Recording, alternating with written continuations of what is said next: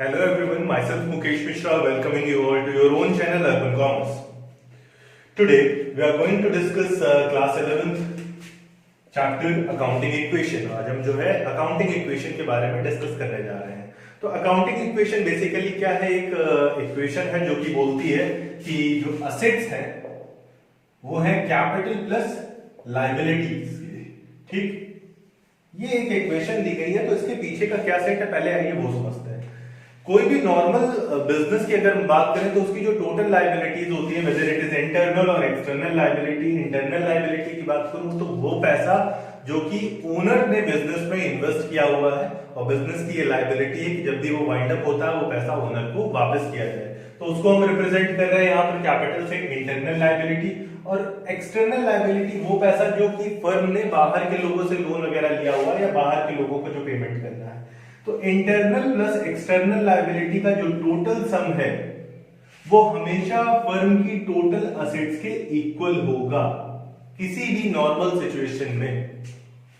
तो ये balance sheet के अंदर जो है हम लोग दिखाते हैं. बैलेंस शीट जो कि हमारा जो है वो फाइनेंशियल स्टेटमेंट का एक स्टेटमेंट है जो कि हमारी फाइनेंशियल पोजीशन के बारे में ज्यादा डिटेल में बताता है कि हमारी फाइनेंशियल पोजीशन साउंड है या अनसाउंड. तो इसी को जब एक हम इक्वेशन फॉर्म में रिप्रेजेंट करते हैं तो वो जो इक्वेशन कहलाती है वो क्या कहलाती है, आपकी accounting equation. Accounting equation basically इसी का डेरिवेशन है. और अकाउंटिंग इक्वेशन की बात करूं तो ये डबल एंट्री सिस्टम को फॉलो करता है. डबल एंट्री सिस्टम जो कि कहता था कि हर एक ट्रांजैक्शन कम से कम दो अकाउंट को अफेक्ट करता है, और किसी भी साउंड सिचुएशन के अंदर आपकी जो टोटल असेट्स होती हैं वो हमेशा टोटल लायबिलिटीज के बराबर होती हैं. ठीक, तो इसके साथ साथ एक इसको न्यूमेरिकल के साथ समझते हैं, आपको ज्यादा अच्छे से समझ में आएगा.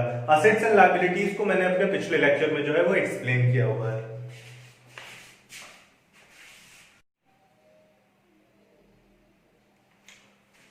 सो अब इसके न्यूमेरिकल एस्पेक्ट को समझते हैं. न्यूमेरिकल एस्पेक्ट में आपके पास एक 5 ट्रांजैक्शन दिए हुए हैं, और इन 5 ट्रांजैक्शन को हम अकाउंटिंग इक्वेशन के अंदर उस फॉर्मेट के अंदर कैसे दिखाएंगे वो हम समझ लेते हैं. तो ये आपका अकाउंटिंग इक्वेशन का फॉर्मेट है. At the top you will be writing accounting equation, then transaction, assets and liabilities. देखिए अकाउंटिंग इक्वेशन थी क्या? अकाउंटिंग इक्वेशन थी assets is equals to capital plus liability. Total of assets capital, internal liability, और liability जो कि external liability को depend करता है, वो लायबिलिटीज जो हमें आउटसाइडर को जो है वो देनी. ठीक, तो आइए समझते हैं सबसे पहले ट्रांजैक्शन से. सबसे पहला ट्रांजैक्शन है started business with cash of rupees 50,000. 50,000 रुपए बिजनेस में इन्वेस्ट करके हमने बिजनेस को स्टार्ट किया. तो मैं यहाँ पर ये जो अकाउंटिंग की बुक्स आपकी बनती हैं वो बिजनेस के पॉइंट ऑफ व्यू से बनती हैं, ओनर के पॉइंट ऑफ व्यू से नहीं बनती. दो अलग अलग सेपरेट बिजनेस एंटिटी कंसेप्ट के अंदर बताया गया है कि ओनर और जो बिजनेस है वो अलग अलग दो इंडिविजुअल इकाई है. तो सबसे पहला ट्रांजैक्शन देखिए, कई सारे जो है कॉलेजेस के अंदर आपका जो फॉर्मेट है वो डिफरेंट हो सकता है. कई सारे कॉलेजेस ट्रांजैक्शन नहीं लिख पाते हैं, या फिर कई सारे स्कूल्स में आपका जो ये मेथड है या जो फॉर्मेट है वो भी डिफरेंट है. आप कंसेप्ट समझ लीजिए, कंसेप्ट के अलावा जो है बाकी की चीजें जो है अपने स्कूल्स की फॉलो करिएगा. तो सबसे पहला ट्रांजैक्शन है स्टार्टेड बिजनेस विद कैश. ये हमने यहाँ पर पूरा ट्रांजैक्शन लिखना है, लिख लिया. Started business with cash. जब हमने बिजनेस में कैश इन्वेस्ट किया तो आपकी एक असेट बढ़ी. कौन सी? कैश. Cash at business. या आपका बिजनेस के अंदर कैश बढ़ा तो हमने कैश में क्या करा? 50,000 यहां असेट्स में कैश कॉलम दिखाया. कैश हमारी असेट्स होती है, और 50,000 प्लस कर दिया. दैट मींस हमारे बिजनेस के अंदर 50,000 रुपए की असेट्स कैश के फॉर्म में आ गई है. ये कैश आपके ओनर ने जो है वो लगाया था, और ओनर ने वो 50,000 रुपए लगाकर बिजनेस को स्टार्ट किया था. तो ओनर के थ्रू लगाया गया कोई भी अमाउंट आपके बिजनेस का क्या होता है? आपके बिजनेस की कैपिटल होती है. तो ये आपका क्या कहलाया? कैपिटल कहलाया. ट्रांजैक्शन हो गया.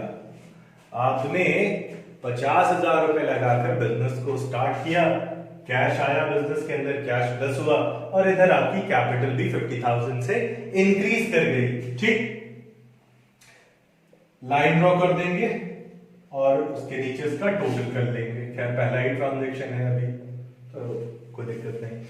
अब जरा दूसरे ट्रांजैक्शन पर आइए. Purchased furniture for cash. हमें करना क्या है? डबल एंट्री सिस्टम के ही कंसेप्ट को याद रखना है. डबल एंट्री सिस्टम क्या कहता था?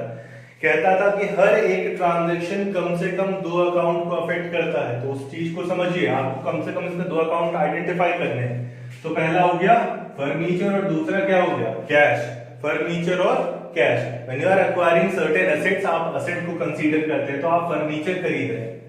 तो जब आप फर्नीचर खरीद रहे हैं, इसका मतलब आपके वहां एक और एसेट का जो है वो इंक्लूजन होगा। फर्नीचर आपने खरीदा 10,000 रुपए से, आपने सेकंड ट्रांजैक्शन यहां लिखा परचेज्ड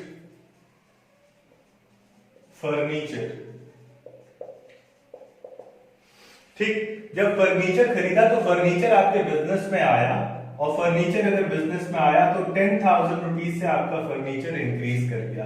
आपने वो फर्नीचर कैश देकर खरीदा है, नगद खरीदा है, तो इतना कैश आपके बिजनेस से क्या हो जाएगा, कम हो जाएगा।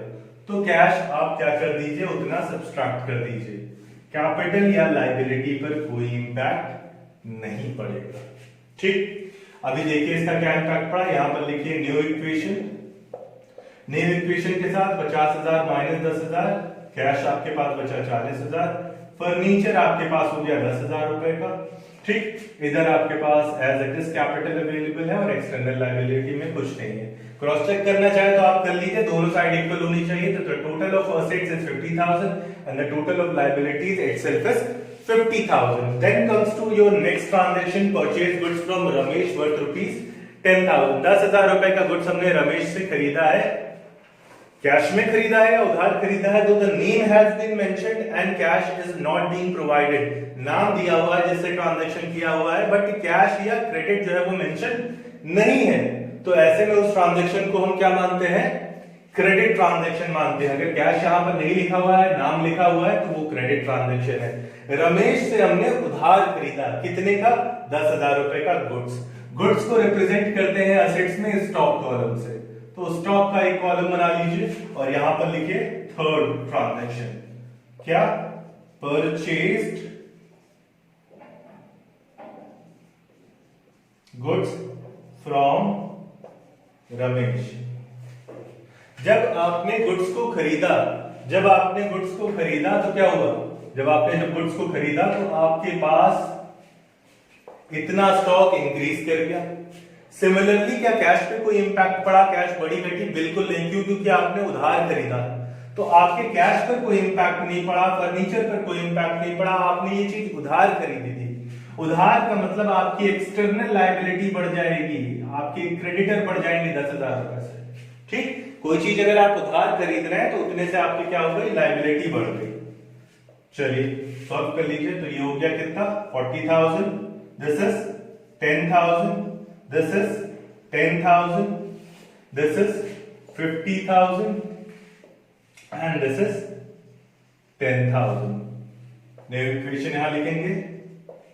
फिर से आप क्रॉस चेक करना चाहे तो क्रॉस कर लीजिए, 40 plus 10 plus 10 60,000 and 50 plus 10 60,000। Accounting equation अभी भी सेटिस्फाइड चल रही है। अब आ जाइए आप चौथे ट्रांजैक्शन पर, जहां पर क्या बोला गया है, sold goods costing rupees 8,000 at 25% profit.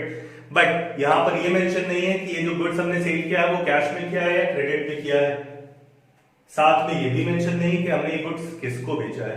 तो जब ये मेंशन ना हो कि गुड्स हमने किसको बेचा है या गुड्स हमने किससे खरीदा है, तो in absence of any other information हम अज्यूम करते हैं कि ट्रांजैक्शन आपका कैश ट्रांजैक्शन है।